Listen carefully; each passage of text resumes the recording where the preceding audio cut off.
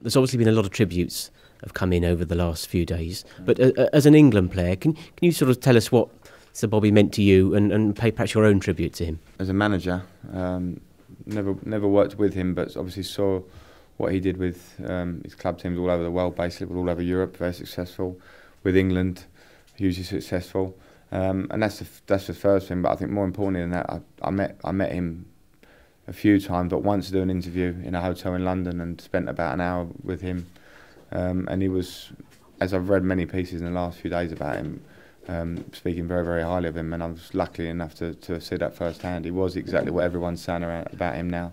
Was a great, great man, had a real aura about him, the way he handled people. And I'm just proud that I had an hour with him actually and found out exactly what he was as a person, and what everyone's saying is completely true about him. A great man, a great manager. He obviously gave the country some great memories in 1990 when England came the closest they have done in recent times to winning the World Cup. Was that an important tournament in your memory as a boy?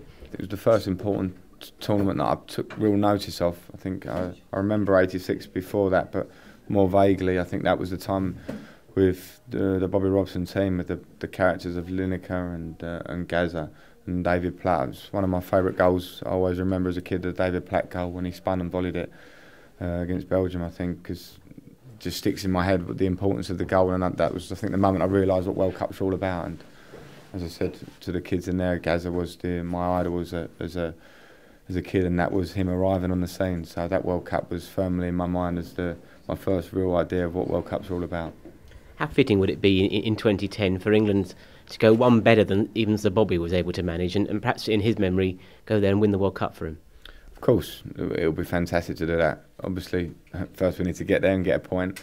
Then we need to go and perform there and try and do that. But I think, yeah, for Sir Bobby Robson, he will be remembered forever as the manager he was and the man he was for England. And if we can go one better or whatever than he did and get to a final and hopefully win it, then it will be a great tribute to him, and it will be obviously a great achievement for all involved, I suppose. When you look at this England side at the moment, I mean, how confident are you that they could be good enough to go and do that?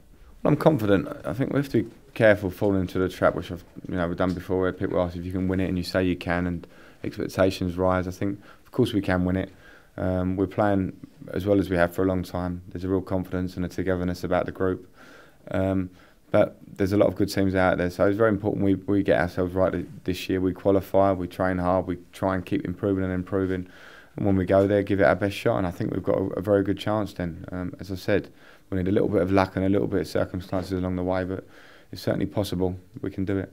The good thing about us now is I think England always had great individuals, whether they're world class or not, but it didn't always work together. And I think now what you're seeing with us is not necessarily what individual it is, but it's more about how the team's playing, and if we can go and play together as a team with the quality we have, we've got a chance. We were talking about Italia 90 earlier, and ironically, Italy seems to have played a big part in your career, one way or another. You know, you were signed by Ranieri at Chelsea, and then you've now got an Italian manager for both club and country. Are you seeing some similarities between them? There are similarities between them. I think there's a real ethic between Italian managers, and Italian thought on football is pretty similar. They're very organised. They work very hard on organising the team, pressing very hard, trying to win the ball back. Being hard to beat first and foremost, and then playing good football. I love the Italian mentality of football. I think they're winners. I think that's why Italy will always be thereabouts in all major tournaments, because they're winners as a group, and they've all had big influences on me. Ranieri when he signed me, Capello as an England manager in the short time, and Ancelloti hopefully will have a big influence. And in the few weeks I've worked with him, I already get the sense that he will have a big influence on me and the team, I think. Do you see any similarity as characters between Capello and Ancelloti? Only in their toughness and their willingness to succeed. I don't know, in football tactics I'm not quite sure yet. I think they're slightly different than that, but I think there is a real, when you see them, you know that they're very determined people. So I think that is probably the major similarity I've seen so far, and that's probably the reason why they've been so successful at a huge club like the pair of them have been, winning Champions Leagues and leagues at AC Milan.